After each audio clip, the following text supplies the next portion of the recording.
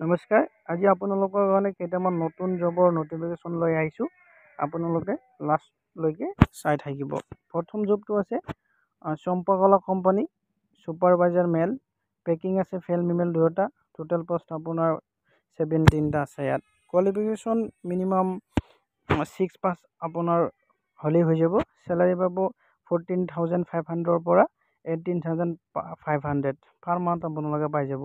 এটা contact number দিয়া আছে, আপোনালোকে কণ্টেক্ট কৰি ল'ব 6001320049।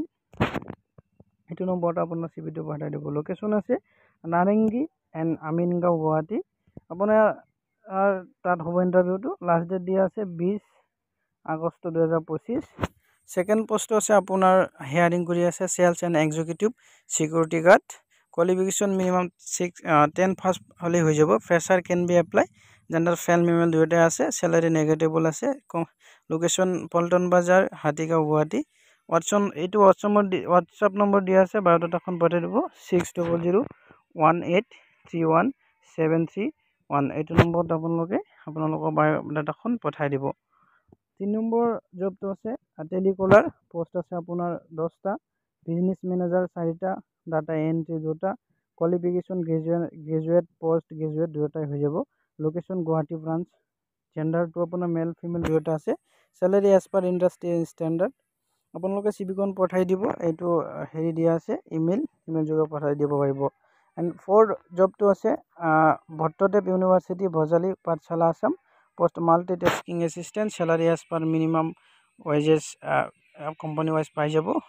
Qualification bachelor degree in any discipline from the recognized university. Diploma in computer application recognized university or institution from any candidate having experience in handling office automation will be preferred. এজটো আপোনাৰ minimum 18 পৰা 40 লৈকে হৈ যাব। ডেটটো direct ইয়াত আপোনালোকৰ direct interview হ'ব। ডেটটো দিয়া আছে 12 আগষ্ট দিনৰ 10 বজাত আপোনালোকে গুচি গ'লেই হ'ল। তাতে আপোনালোকে ইণ্টাৰভিউটো দি থৈ আহি যাব। পোষ্টটো আৰু এটা পোষ্ট আছে ইলেক্ট্ৰিচিয়ান। আপোনাৰ চেলাৰী পাই যাব 30,000।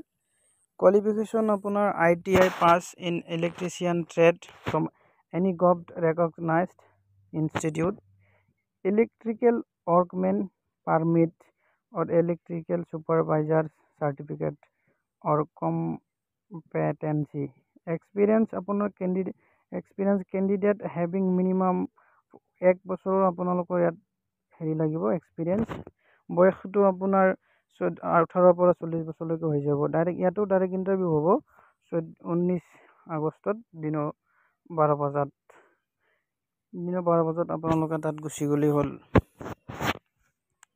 আৰু আপোনালোকৰ ইয়াতে interested candidate may appear for a walk-in interview as per the schedule given above against the posted. The interview will be held on the university premise at Pathshala. Pathshalat hobo আপোনালোকৰ ইণ্টাৰভিউটো।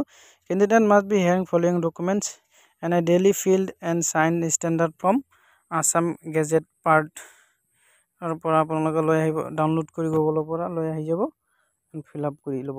And page two curriculum প্ৰাইভেট CV টো লৈ যাব। Photo copies of all relevant academic and experience certificate. যিমান experience যিমান qualification আছে চবকেইটা আপোনালোকে চাৰ্টিফিকেট একেলগে কৰি লৈ যাব। আৰু 5 নম্বৰটো আছে দিয়ামৰীয়া কলেজ, আছাম। পোষ্ট আছে computer operator. Qualification graduate degree with minimum 6 month আপোনালোকৰ কম্পিউটাৰ ডিপ্ল'মা থাকিব লাগিব। চিলেকশ্যন প্ৰচিডিউৰ আছে candidate may appear for walk in interview 1